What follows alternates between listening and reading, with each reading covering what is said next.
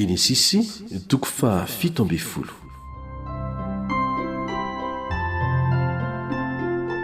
Ny nanovan'Andriamanitra ny anaran'i Abrahama vady sy ny nanendreny ny fora ho famantarana ny fanekena nataony taminy ary ny amin'ny ahaterahany Isaka.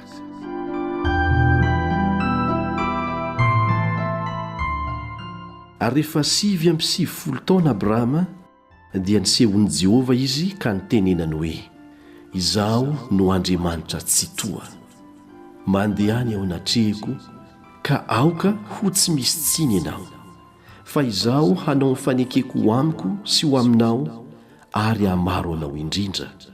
Dia ninkohaka Abrahama, ary Andriamanitra niteny taminy ka nanao hoe: raha ny amiko dia indro aminao ny fanekeko ka ho tonga rainy ny firenena maro ianao, ary ny anaranao tsy atao hoe Abrahama intsony fa atao hoe Abrahama, satria efa nataoko rainy ny firenena maro ianao.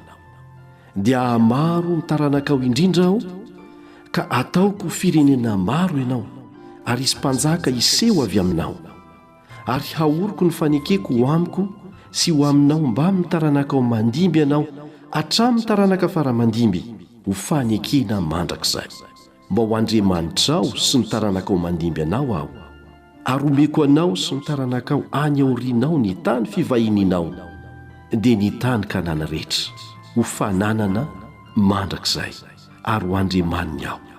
Ary hoy Andriamanitra tamin'ny Abrahama: fa ny aminao kosa dia hitandrina ny fanekeko ianao, dia ianao sy ny taranakao mandimby ianao hatramin'ny taranaka faramandimby.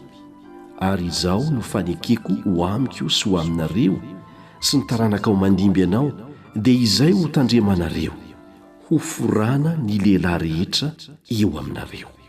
Dia ho forana ianareo ary ho famantarana ny fanekena ho amiko sy ho aminareo izany.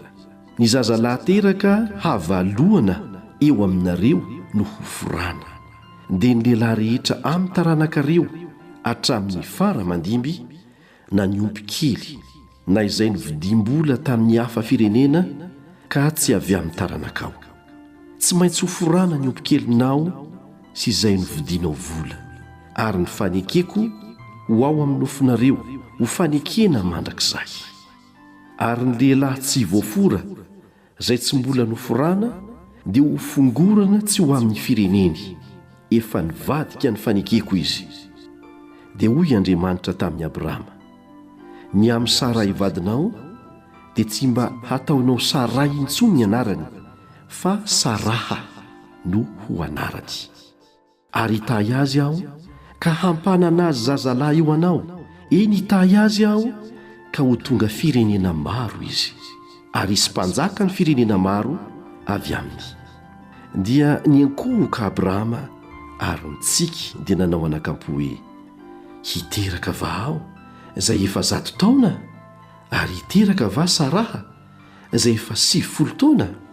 Ary io Abrahama tamin'Andriamanitra: engany eka Ismaela no velona eo anatrehanao.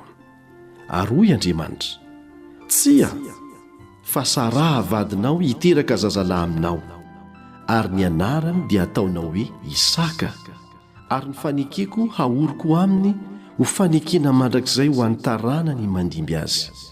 Ary ny amin'ny Ismaela dia efa niaino anao aho, indro efa nitahy azy aho ka hamaro ny taranany sy hampitombo azy indrindra, hiteraka andrina 12 izy, satria efa nitendreko ho firenena lehibe.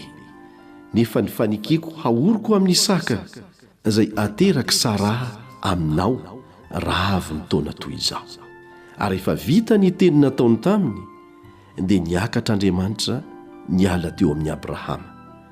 Koa dia nalain'i Abrahama Ismaela zanany sy ny omby keliny rehetra mba amin'izay rehetra novidiny vola, dia ny lehilahy rehetra tao an-tranony dia noforany androtro izay indrindra ireo, arak'izay nolazain'Andriamanitra taminy.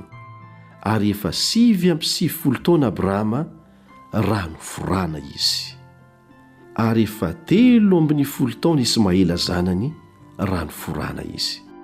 Androtro izay indrindra no namoranany Abrahama sy Ismaela zanany ary ny lehilahy rehetra tao an-tranony dia niompy kely mba amin'izay nividim-bola tamin'ny hafa firenena dia samy niara no forana taminy avokoa.